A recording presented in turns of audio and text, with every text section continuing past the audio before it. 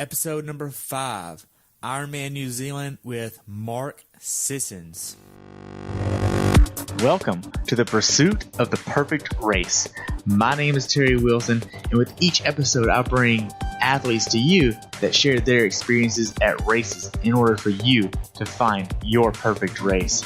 We will hear stories from athletes of all ages, abilities, and races of all distances. So regardless of where you fit in, there's something in it for you. Thanks for spending some time with me today. Now let the pursuit begin.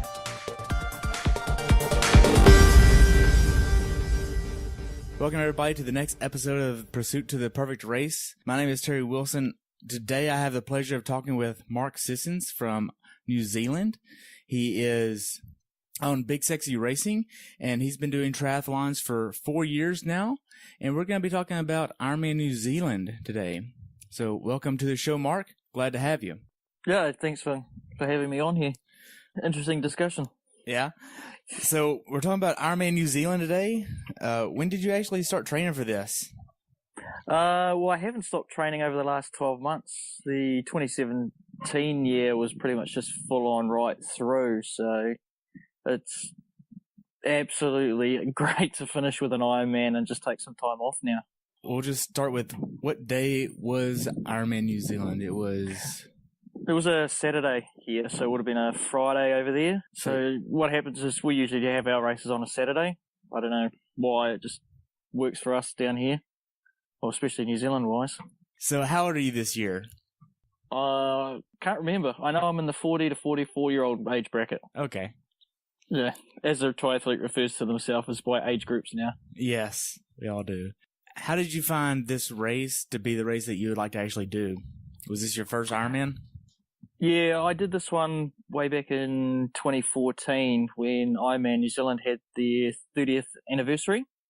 So it was 30 years since it ran. So that was my first one. And then took a year off, went back, raced it 2016, took another year away from it, racing somewhere else, and then came back this year to do it again.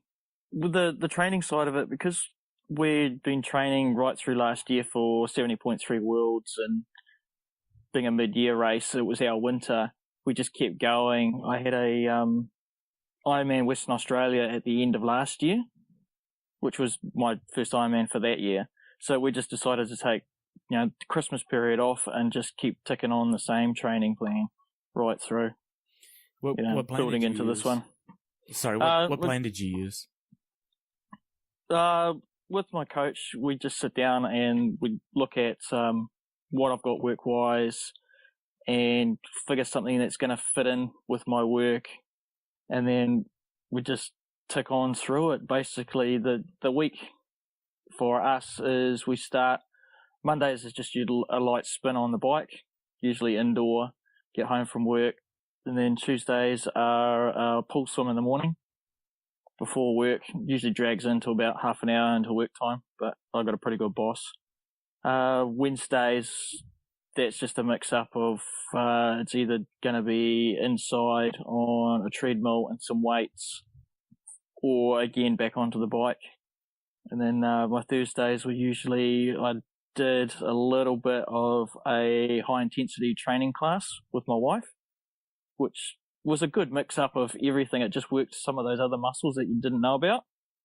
And then Fridays was rest day. And then, of course, you tick straight into the weekends, and then Saturday and Sunday. Saturday was usually the big bike, and then Sunday was the run. But if the weather was not that good, we'd swap them around. So the coach was pretty good. He could let me swap my days around, or I'd just drop a whole day and pick it up further on in the week. Who's your coach? John Ellis.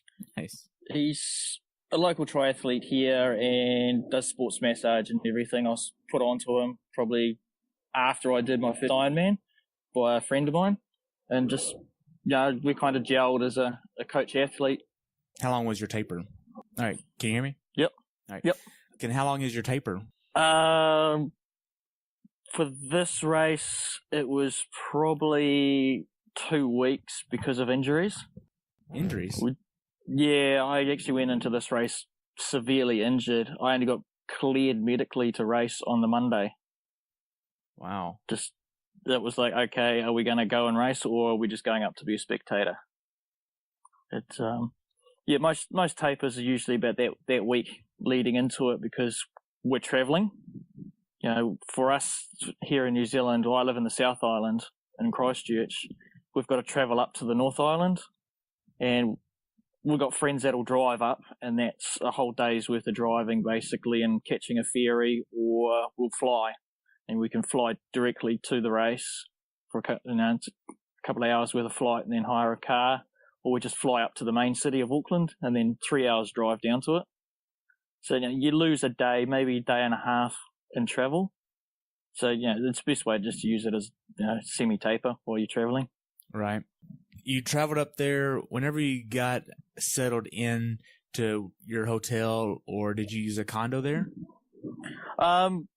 What we usually do now, we've got a little group ourselves, and we're all pretty chilled out. We've travelled to probably 4 races all together now, so we get on quite well, and one of us usually takes it upon ourselves for whatever race.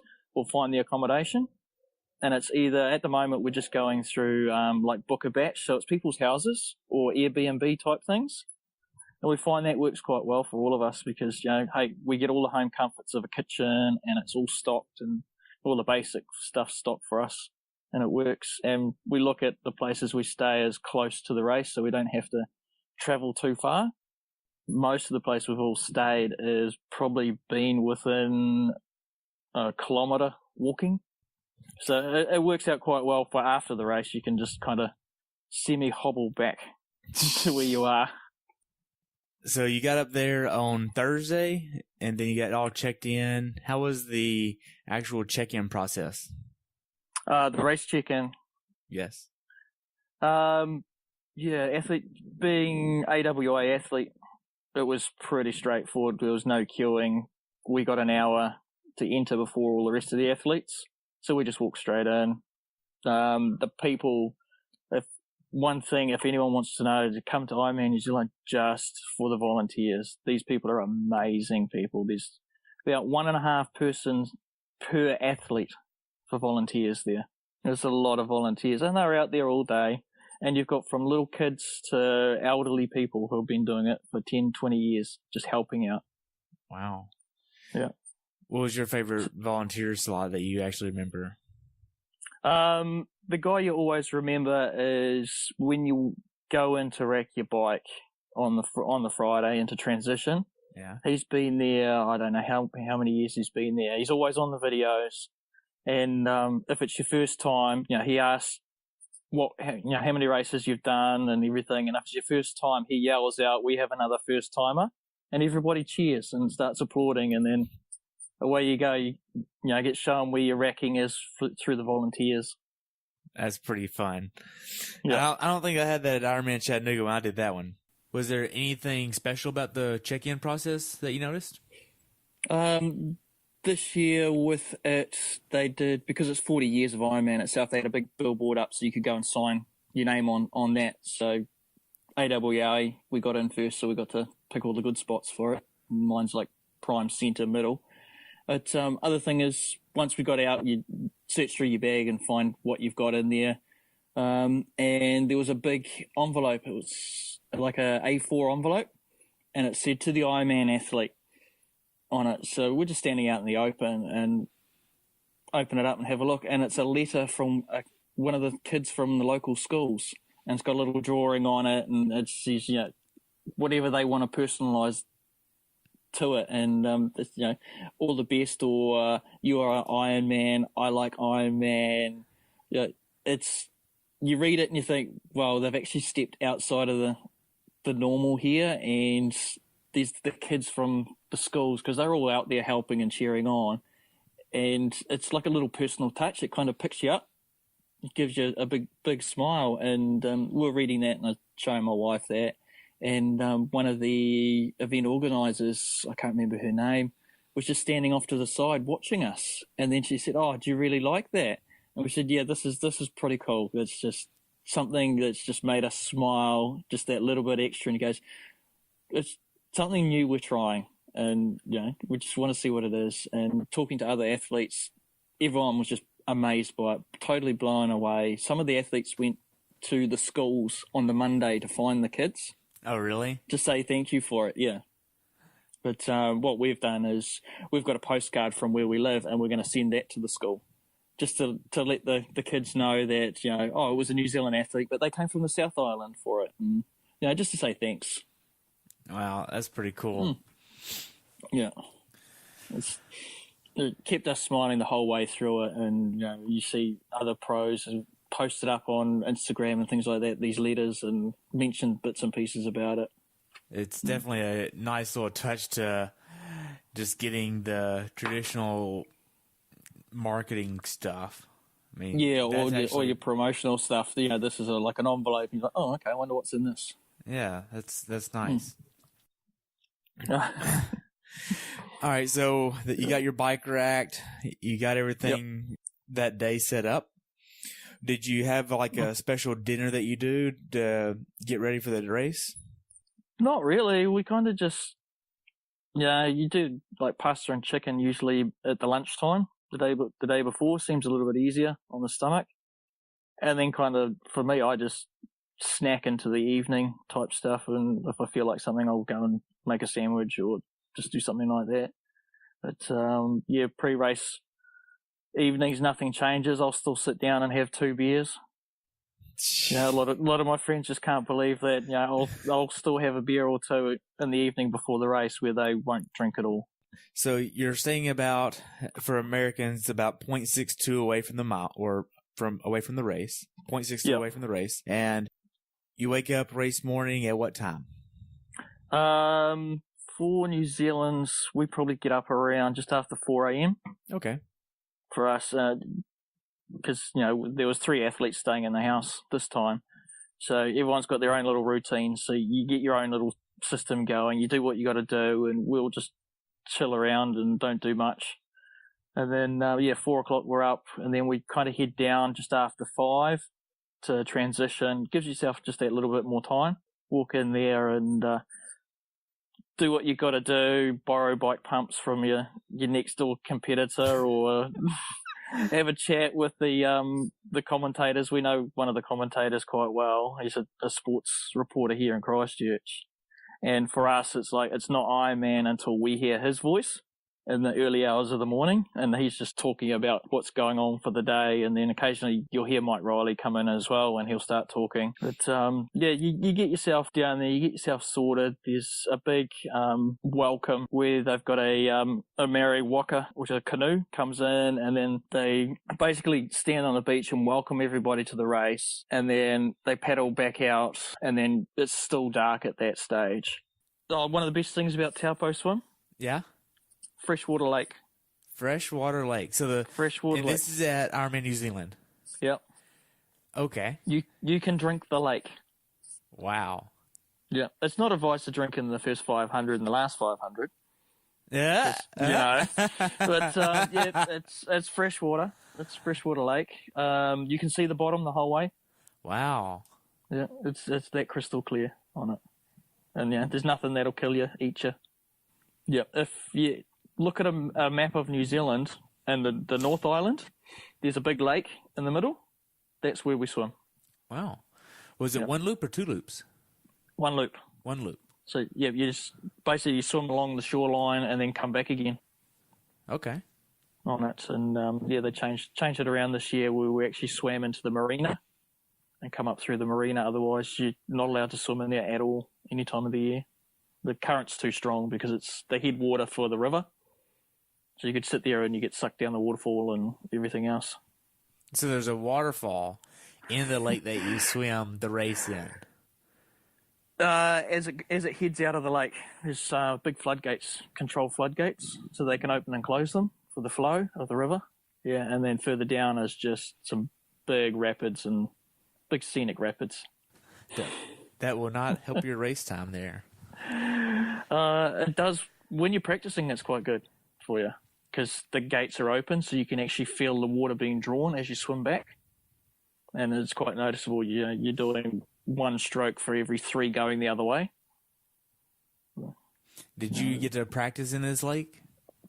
Yeah, it's open to the public any time of the year, so you can go and swim in it whenever you want. And yeah, as we do, we get up there usually the first day and head down there and be at the lake for race the same time as race morning, so you can see and kind of get your marking positions. You know, they've already put the swim buoys out and things like that, so you get yourself used to it again. You go, right, I'm aiming for that big hill over there or that big white house, and so you know where your sighting points are quite early. Oh, that's and, good. You can't get lost on the course. There's no way. Good.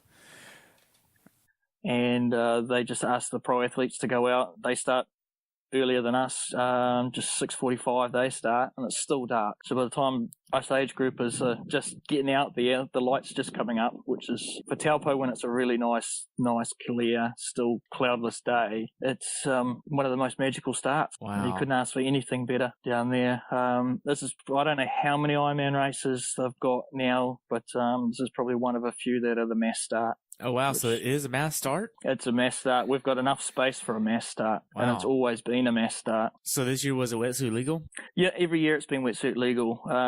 Just before Christmas, it was touch and go whether it would be, because the temperatures down here for summer were so hot. It was actually bringing the lake temperature up. So it was questionable, and then all of a sudden the last couple of weeks you could see it starting to drop back down. So yeah, wetsuit legal always. Did you use a full sleeve or just sleeveless? Full sleeve. That's probably the only thing that saves me is having a wetsuit. Fixes all my mistakes when I swim. Yeah, so any race I do, it's got to be a wetsuit. Otherwise, my swim times are out the back. Oh, wow. So You get to transition, you get everything checked in, you get your bike pumped up. Are you using clinchers or tubulars? Clinches. Clinchers. Are you using a specific type of wheels? I broke one of my wheels when I was at 70.3 wheels, so I had to go and find a new one. So at the moment I'm running on profile. Okay. Carbon rims, and the tyres are Veloflex, which a friend put me onto. He's a bike geek, so he did all his research and he knows less rolling resistance and everything that goes down to the finest minute thing, and he goes, use these wheels. Okay. Now, what kind of bike did you use? Cervelo P3. Nice. I've had that for basically 3 years. So it was, I did my first Ironman on a road bike with aero bars. Really? Yeah. So you've come a long way. Yeah. And then we did that, and then I was like, okay. The wife goes, you should get your real bike. I was like, okay. So we went shopping and came away with basically a very big bill on the credit card. So did you use an aero helmet for this race, or is it worth it? Definitely worth it on this race. It's the bike course itself is straight out and back, 2-lap race, and depends which way the winds come, it will help. It's never too hot, so aero helmets are the way to go. What was the temperature on race day? The temperature, I'm just I looked at my Garmin, I downloaded all that stuff this morning, so by the time I got off the bike it was 26 degrees, so 78. Oh, wow, that's perfect. So, we went into the run around that temperature, probably went up another 2, but it wasn't, for us, that was quite comfortable. We could handle that. Nice. Yeah. So you get all your stuff checked in on transition, and now you're headed down to the swim start. So what was it like the final 10 minutes before the race started? How was that? For us, it's always a bit of a laugh and joking around. So we always know people that are around, but us as a group, myself and my friend Nadine and Sam, Big Sexy, all wandered down. We had our partners with us, and we just had a big old laugh, basically. Just stood around in the car park and went, oh yeah, we better put our wetsuits on, and got ourselves organised, and just took it really, really easy. It was the first time I actually did it this year. As I had my old iPod with me, so I was just listening to just music as well, just to try and drown out some of the other information that was going on, and kind of put you in that little different headspace. When the cannon goes off, how was that? Yep. Being the mass start, you kind of self-seed yourself where you think you're going to be. And you can either start on the beach, or you can start right out at the fast swim marker buoy. But for me, I'll just start in the middle, probably third row back, and just see how it goes from there. You know, you got the mass wave of people going, and arms and legs, everything, just full on. But you soon settle into to find a little swim group or a pace that helps you out as you go. So did you have a certain pace that you were aiming for? I was just aiming to have a comfortable swim.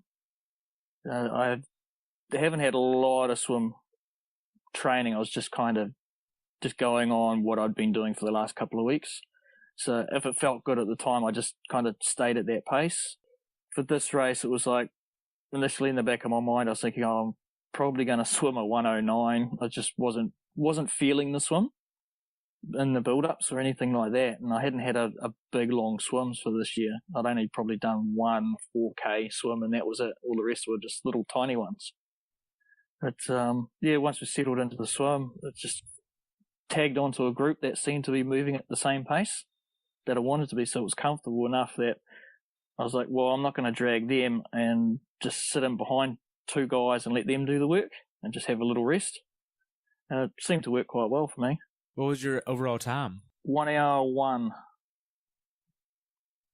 on it. So it was a new PB for Taupo, but not overall. It was only by about 30 seconds. But hey, I'll take that as a win on it. It's hopefully the next race I'll break that hour record and be comfortable with that. Now, for this swim, did you use tinted goggles or clear goggles? Tinted. I actually got put onto some Zog's Predators, probably well over 12 months ago. Just tried a set and just absolutely love them. Polarized, perfect. And I've just swam with the same set for the last 12 months. Haven't had any problems with them at all. Really? No leaking, nothing? No, nothing. Just every time I go for a swim with them, just put the anti-fog on the inside, rinse them out. That's it. Perfect. Wow. Now, whenever you got to T1, did they have wetsuit strippers there to help you get your wetsuit off? No, that must be an American thing. Really? Yep. Down here, you've got to do it all by yourself. Oh, wow. Yeah. So you end up going back to the basics of baby oil on your wetsuits and things like that, just to get them off just that little bit quicker. But for our T1, we've got, I think it's a 400-meter run to get to transition. Okay. And it's uphill. Wow. With stairs. Yeah. So it puts you find people who aren't kind of ready to go up stairs at that stage, and you can make up some positions going through there. But as soon as you hit the T1, you've got all the volunteers, probably 6 or 7 of them to a row, and they've already called out your race number before you even get there. They're holding up your bag, you grab it, you're in the tent, and you're just getting changed as quick as you can. So did you do a full change of clothes getting onto the bike? No, my first Ironman I did, but this one I've just got used to it now. It's just have the race kit on underneath your wetsuit, and we just strip off, pulled on a pair of socks and cycling shoes, grabbed my sunnies, and I was out there. I was gone. Sunnies? Yeah, sunglasses. Oh, okay. Yeah, it was. Yeah, so pretty much this year's race was packed. Minimal. Don't have too much in your transition bag. Kind of rely on the weather report. I had a jacket in there and arm warmers in case the weather was bad. It was supposed to, but it wasn't. And I just ended up just leaving them. And you leave your bag. The volunteer will actually, if you get a really nice one, they'll actually pack up all your gear into the bag, so you don't even have to worry about that. You just say thank you, and away you go. That's quick. So you get to your bike. Are you using a bike computer? Yeah. What kind of bike computer do you have? One of the basic Garmin 500s. Okay. On there, and then I've got a 910 watch as well, so that's all been set and calibrated and everything else. Now, so did you use a power meter for this? Yeah, I've only just started riding on power meters for about 12 months now. Okay. So it's a matter of just getting used to it and accepting it. The last race, it didn't work brilliantly. The power was all over the place, but this race, it was bang on, and it was just, right, I'm going to ride to the numbers that we thought, myself and my coach talked about, and we're just going to try and hit those numbers and just average out for the whole thing because it's going to be a long day. Right. So whenever you got out on the bike, how did that go for you? For us, as soon as you get out on the bike, you've got like a little respite of about 2.5 kilometers of just smooth road, wide. There's no one around. You just settle yourself in before you turn and you start climbing a hill. And they don't put a little hill in there. They put a pretty fierce steep one in there just to get your heart rate up. And, you've got to work it. And at that stage, it's a matter of just, getting yourself sorted, keeping your heart rate down a little bit, and just working your way into the bike because it's a very, very long hill. It's got little ups and downs to it, but if you go out full pace at this thing, it's going to come back and it'll get you later. Wow. So were you aiming for a certain cadence going up all the hills or anything like that? I was just watching the power meter basically and just not letting it have big spikes in it and just trying to work off I just run on a normalized power reading on it for me, and that's the way we settled into it. It's like, okay, we'll have the normalized power at this and we'll just keep it within that range if we can.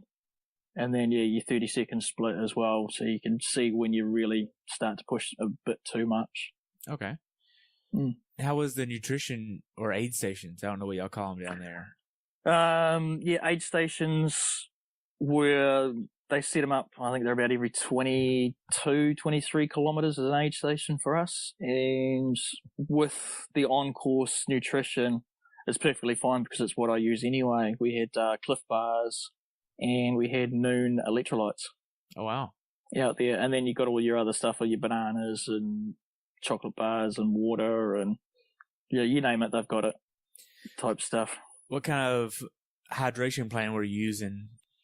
When we start off, and I'll start with one bottle at the beginning, and that's got High Five in it, which is a mixture one.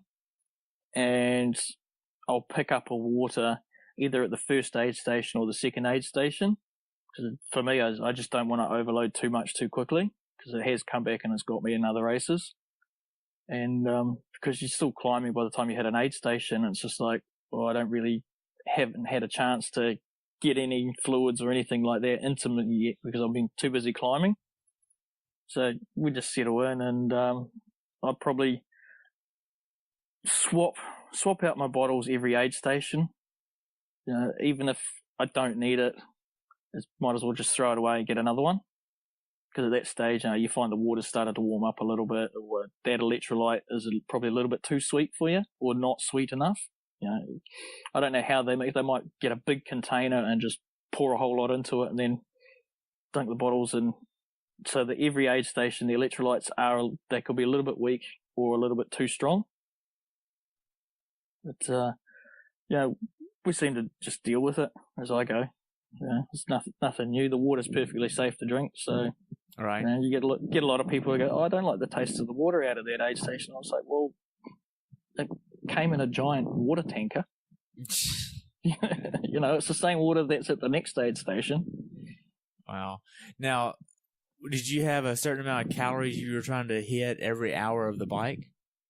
I haven't even gone into thinking of all of that and looking into calorie intake and what I should be eating when and how I should be doing it. And I just kind of know to myself, right, I'll have one of the big Cliff Bars, and that's all broken up. So I can kind of just snack on that as I'm going. And then I know through the race for me, it's like, right, I'll try and have three bars through the whole race. And that seems to work fine for me. Okay. Now, did you have any other hills or anything that was substantial that would zap your energy on the course on the bike? It's Ironman-New-Zealand's. They wouldn't call it a hilly course. They call it a rolling course. So we've got a climb up out of the Taupo, and then you drop back down onto the semi-flats where it rolls out to the turnaround at Reparoa, and then it's a repeat back again. So the only thing that will really zap your power is if the wind comes into play, because it's kind of like a semi-open valley. And we were lucky because, I don't know, the last time they did it, the wind was giving us a tailwind all the way back into town, where last year it was a headwind. Oh, wow. Yeah, so the tailwind going out and the headwind coming back. So that hour of the morning, you didn't even feel the wind. It was like there was no wind. It was just still. It was just, the perfect riding conditions you can ask for. Just the road needed to be a little bit smoother. Yeah. Did you have any cramps or anything like that on the bike? No, I didn't actually. I was quite good. I was had stocked up on salt sticks across the week and things like that, and just keep the salt in the body and not exert yourself too much and everything. So it worked on that sense. No cramps, no aches and pains. Ruby's lube prior to race start seemed to work quite well. Yeah. Yeah, the old anti-chafe, and put onto that through Big Sexy Racing, and ever since I got the first lot, I just swear by it now. It's probably the best stuff I've ever used. I've passed some on to some friends and said, hey, give this a go. And they've gone, oh, wow, this is pretty cool. I like it because it's all natural. Yeah, it's just, I don't know, it was hard to get used to the smell right at the start, but now you're kind of like, oh, well, it is what it is, and it seems to work. Yeah. On that side of it, always keep one of their tiny little pocket ones on the bike for just in case. Yeah, it's resealable. So all you gotta do is just squirt what you need and put it back in your pocket. Yep. Yeah. Love it. Is there any good scenes on the bike that you see? It's basically a country course. So you're just riding out in the country on it. So the most you'll see, you'll easily see the pro athletes coming back the other way, so you can see what their race is going like as well. Scenery wise, cows, sheep, thermal hot spots, there's a couple of those around as well, just steam geysers and things like that, just coming up. That's early out of Taupo, but the rest of it's just countryside, really. Wow. So now you get done with the bike, you're headed into T2. Walk us through that. With the old T2 is try and get in and out as quick as you can. Myself and our friends, we have a little contest, see who can be the quickest through as well. So, there's always side bets going on, but T2 is come flying in as quick as you can. I've been doing a little bit of practice of the old speed dismount, the ITU style. Right. How fast can you come up the line without, going over it? So it was interesting. I come down into the dismount line, and there were two other athletes in front of me, and I was lucky they went either side, and one almost fell off their bike trying to get off, and the other person was quite slow, and I was already out of my shoes. Take your feet out of your shoes as you always do when you come in. Step through on the pedal, ready to go, and as soon as I hit that line, you could see the marshal just all panic, concerned that I was going way too fast. And just dismount and step, bang, right on that line, hand the bike off. And it's like, yep, thank God I don't have to see that for a little while now.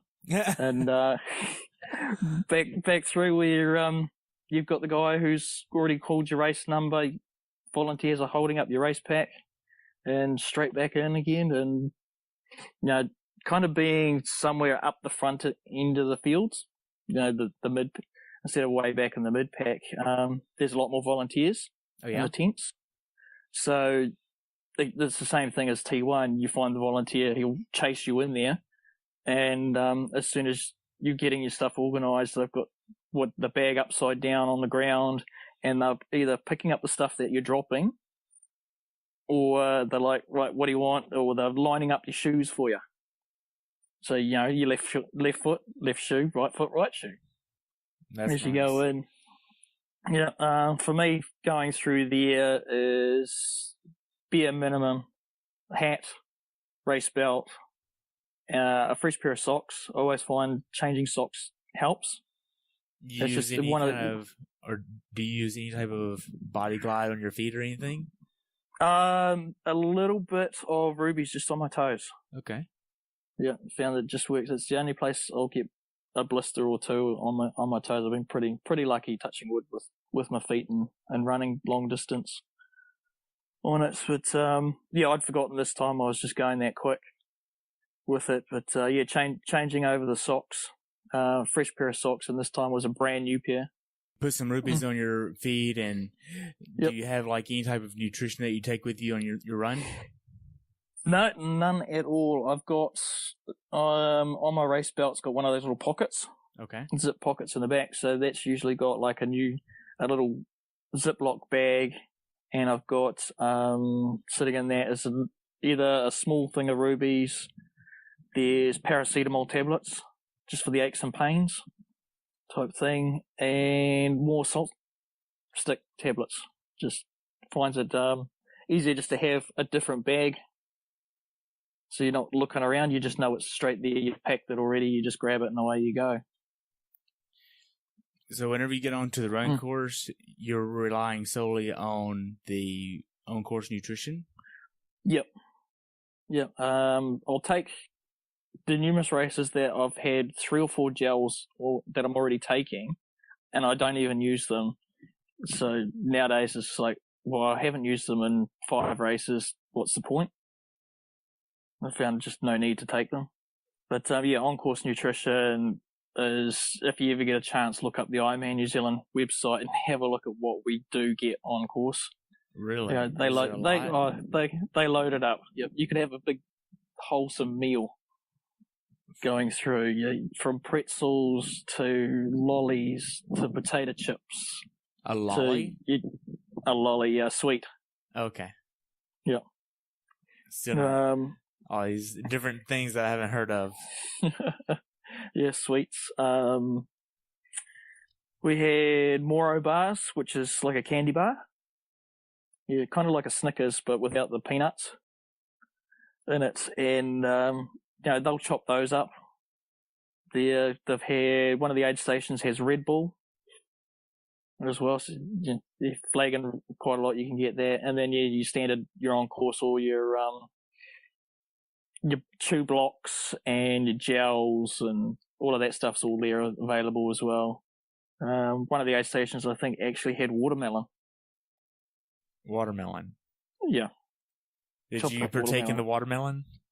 No, I was just too focused trying to keep moving and trying to get going, and just keeping myself under control and starting to run to the run plan that we'd decided we'd give it a go, and if it all falls apart, then hey, it all falls apart. Well, is the run course hilly at all? Yeah, it's some ups and downs through it. There's probably 3 little hills in it. They're nothing too big or spectacular. That'll have you gasping for breath type hills. They're just a good little blast. That'll just, get the old legs firing a little bit. And then you just crawl over the top of it and you just keep going. Did you have any issues with the hills? Like, did you have a plan to walk them, or you just continue running up them? Just continue running up them. We, because being injured, I had no run training going into this race at all. My longest run was, the longest run I had was 5 kilometers before I was actually in pain and had to stop running. Wow. So it was a let's see how far we can go type race. And we decided that we're going to do the old run and walk protocol. Run to the aid station. As soon as that sign for the aid station starts, then you start walking through the aid station, get yourself under control, get your nutrition, your fluids, everything else, go out the other side, and then back into the run.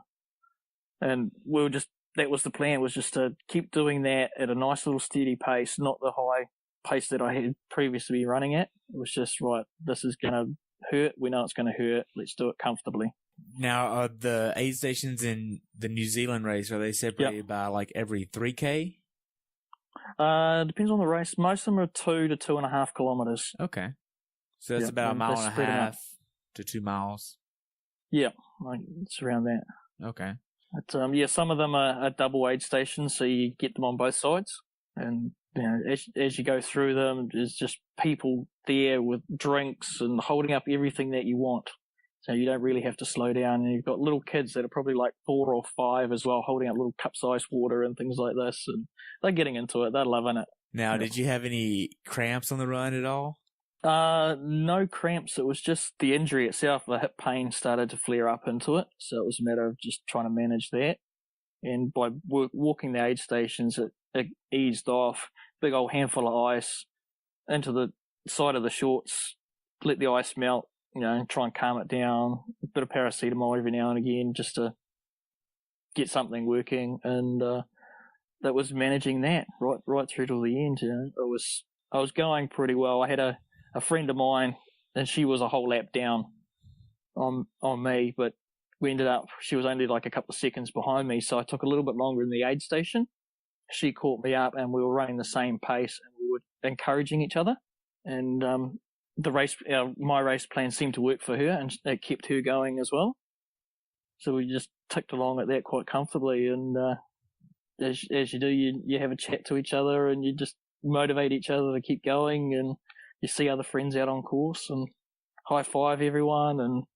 And the run course is just, the support out there is unbelievable. You would just love it if anyone come down and did it, because the people are there right through till midnight. Yeah, and you've got young kids, you've got families, you've got the elderly residents that will set up their barbecue and their barbecue tables and everything, and their deck chairs out on the road because the road's closed. Sit out there all day outside their house. When if it's a sunny day, they have the sprinklers going, the barbecue's there, the barbecue table's there, the chili bin's sitting there as well, and they're a little bit drunk at the end of it. So we're almost to the end of the race here. So you're down to the last 800 meters. How does that feel? That stage, I was hurting a lot. It was a matter of just pure survival to get to the finish line. It was probably 4K out from the finish. I was just in a world of hurt in my own little running zone, not paying attention. And a voice from on the side goes, "Right, come on, step it up. You've only got 4K to go." It was Cameron Brown standing there. He'd finished already, been home, got changed, and he was just standing there supporting people. You got the little run bands, so you got the 3 colours. So he knew that you were on the last little bit, and he was like, "No, come on, you've got to go. Suck it up, make it to the end," type situation. And it kind of like, "Oh, there's Cameron Brown. Oh, I'm going to run a little bit quicker now because he can see me." The run bands, what is that? Yep. The run bands, because it's a lap course, right? And at the far turnarounds, they'll give you a different colour band. Some years it's like basically hair ties, scrunchy hair ties that you can just put on your wrist. This year it was like the little road ID rubber bands and things like that you'd see people with, supporting bands for all kinds of charities. It was those and the different colours, how many laps you've done. So you know when you're cheering people, right, you're on your first lap. Oh, you're on your third lap. That's it. You're running to the finish type thing. And it's a way to keep the spectators knowing who's doing what as well. And, there's no way to cheat the course that way. You're almost to the finish line. I saw the finish line video that was the live stream there, and it looked like it was on grass. Yep. The last little bit is you come into a park or a reserve, as you say, and it's got a little downhill descent into it. And they actually run the whole Ironman red carpet all the way up that, and then you come down onto it. So you're running on grass, as you say, but it's been so dry, it's hard. And then you the little Ironman ramp into the finish. And all you want to do is just get up that little ramp. You're more concerned about, will I fall over going down this little hill or fall over going up the little ramp? Yeah. Now, a lot of courses don't have that little ramp at the very end like Kona does. I think I've seen Ironman Mont Tremblant have that, and New Zealand now, and I know Kona does. And that's the only 3 I really know that have that ramp at the end. I mean, most of the ones in America are... It's nothing just flat ground. Yeah, it's nothing like New Zealand. I mean, that finish line was. I mean, they had the big TV right above the finish line, right? Mm-hmm. And then everybody could see you there. And then I think they had another jumbotron somewhere else too, right? I'm just trying to. There's usually one out on the main street as well Okay. that people can watch. But yeah, the finish line ones are double-sided, and where it's positioned from the whole within that area, you can see that screen. Yeah, the speakers broadcast the voice out onto the main road, so you can hear quite well who's coming through, and everyone wants to hear them. Be called an Ironman from Mike Riley, so he's there all day, right through to the end. Wow, did he greet you at the finish line? Yeah, he was there as well. So That's always I've good. met him a couple of times. And it's one of those achievements. It's like, how do you pick your first race? You're starting to get into it. It's like, oh, I could be called an Ironman by Mike Riley, the voice. So it's like, yeah, I'll go there. Little quick story about me. Whenever I did Ironman Chattanooga, Mike was scheduled to be there. Yeah. And then about a month out, they changed his itinerary and he was not going to be there. Oh. So I've never gotten that by Mike Riley yet. So Yeah. one day. Yeah. It's interesting to watch with him when he does put up the poll on which Ironman races he should go to and things like this. And you always see New Zealand kind of down the bottom of the list. But he's like, I'm starting it off at Ironman New Zealand. It's a second home for him here, almost. Yeah. He just loves the place. And just, I don't know, it could be the people, the volunteers, everyone just keeps going. We don't stop. All right, so tell me about the finish line experience. How was that?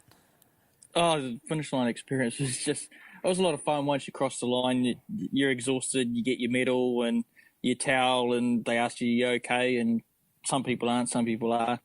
It's I was okay, and I was kind of looking around to see if the wife had come down to the little fence area outside. And as I'm turning around, standing right behind me is Laura Siddle, the women's winner. Yeah. And because she's down here in Christchurch, does a lot of training. We've run into her a few times, and she's kind of like a friend to us. And out on course, we're cheering her on course as an athlete. And knowing that it was her final lap, I saw her come through and we passed side by side. I actually stopped my race to cheer her on, just to give her that little boost of encouragement to get her across the line, and then I carried on my own race. So at the finish line, I turn around, there's Laura standing behind me, and she goes, oh, congratulations, and well done. And I'm like, yeah, way to go for you. You actually got this one done. She goes, yep.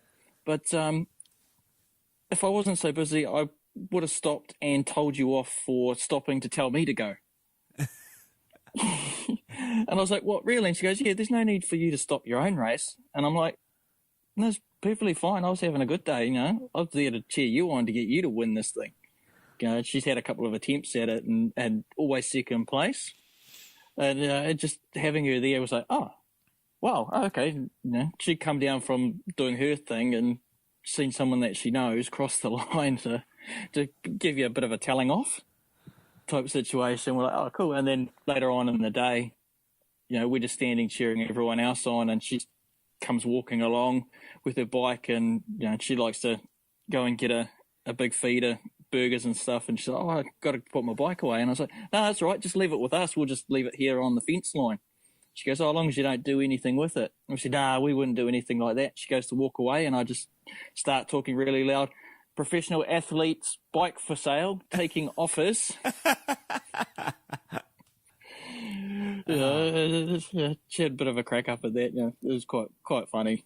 But it's good having like all the pro athletes down here, and they'll come out and they'll talk to you, and they don't shine away from a conversation at all. They step out of their little zone and will talk to you and just cheer you on. It just real makes people. You feel blown away. Yeah, they're real people. They're just next to normal person. You could be out riding and there they are right next to you type situation. Wow. So you mentioned a towel. What all kind of stuff do you get when you finish? We get a finisher's towel, so it's got the race on it, and then we get the race medal as well, and then a T-shirt, and then a big old feed afterwards and a massage. And unfortunately, they don't stretch as far as beer, but one day they might do. Yeah, they probably have to increase the entry fee a little bit for that, though. Yep.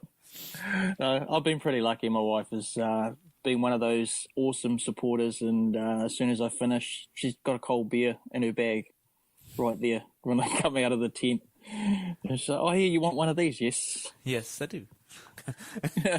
Yeah, I've been thinking about this for 226 kilometers. Race distance, yeah, you're just thinking about what I'm going to eat afterwards and what I'm going to drink.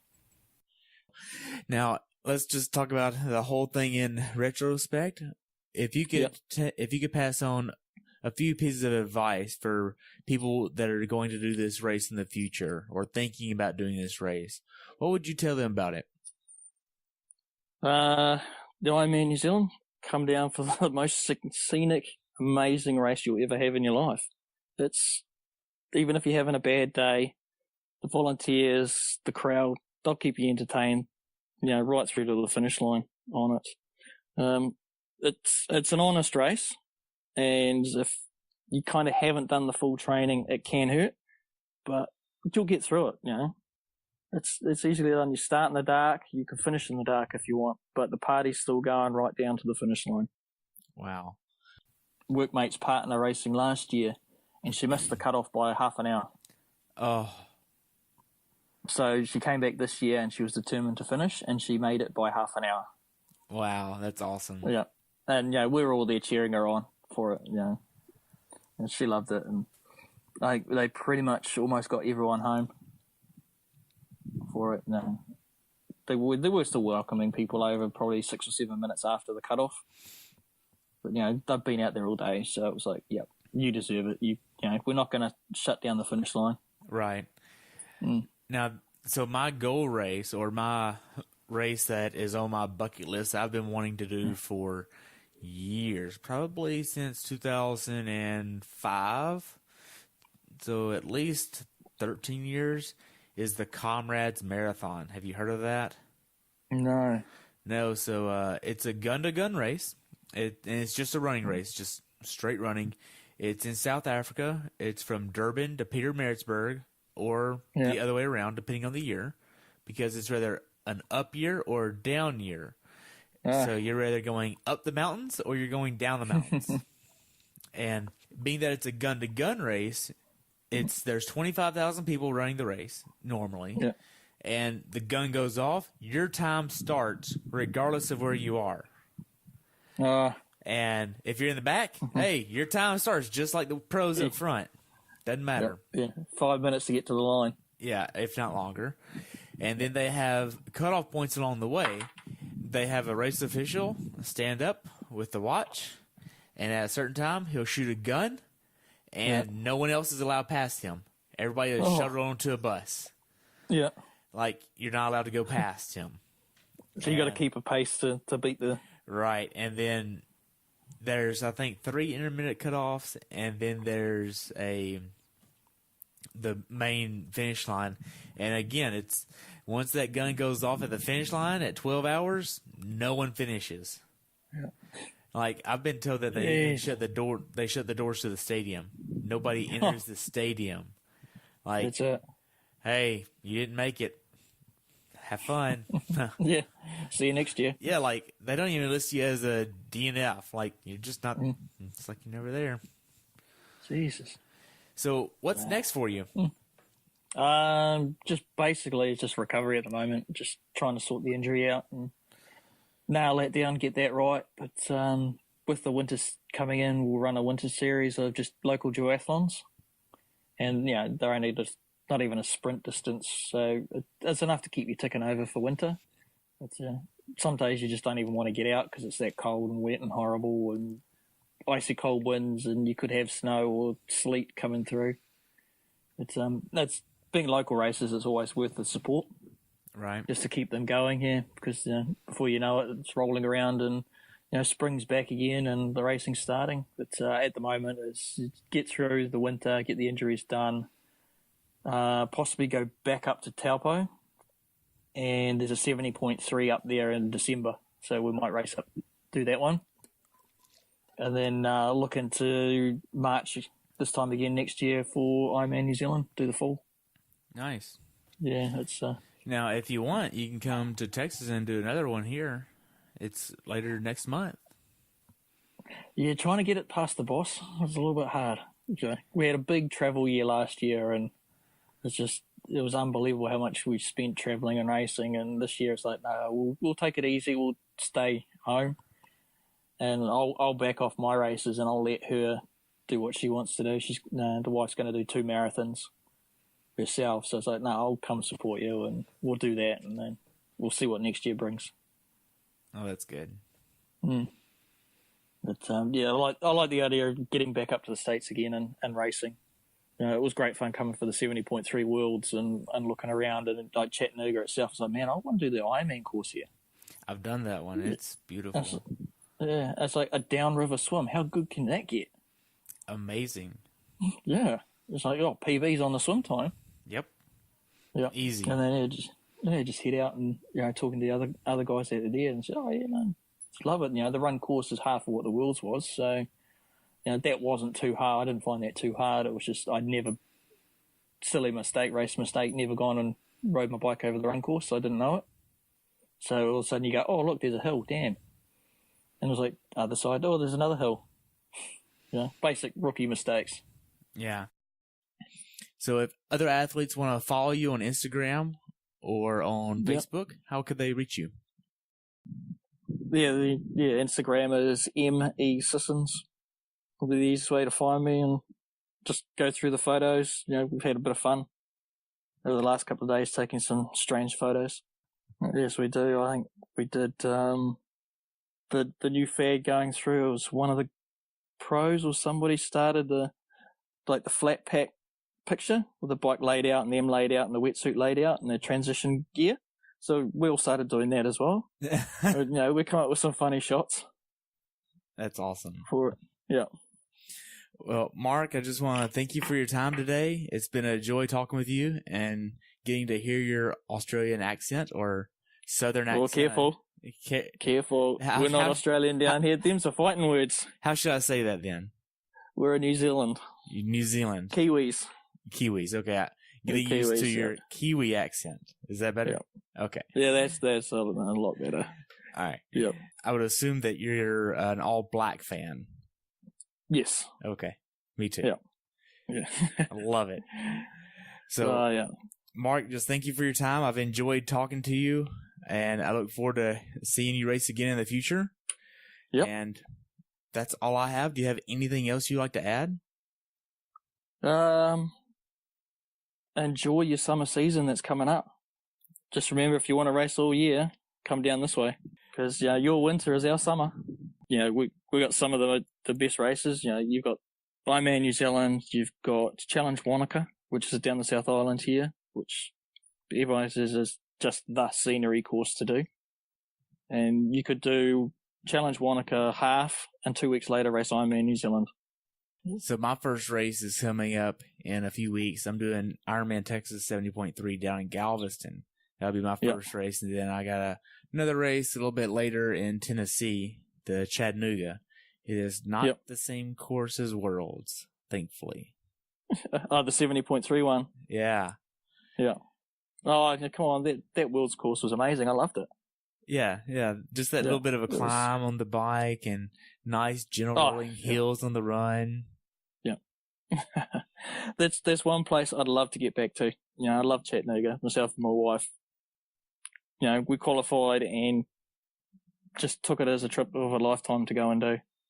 And, we met amazing teammates there, and generosity of them was just blew us away. Yeah. Yeah. Wow. Well, thank you so much. I've enjoyed it. Have a good one, okay? All right. See ya. Hey, everybody. Thanks for tuning in today. If you're able to learn something from today's episode, take a minute to give us a review over on iTunes, Stitcher, or wherever you're listening to this. This will help us share the knowledge with even more athletes. If you'd like to know more about who I am and what I do, check out my website at CoachTerryWilson.com. You'll also find the pictures and full details of the athletes I've talked to on this podcast there. Until next time, continue the pursuit.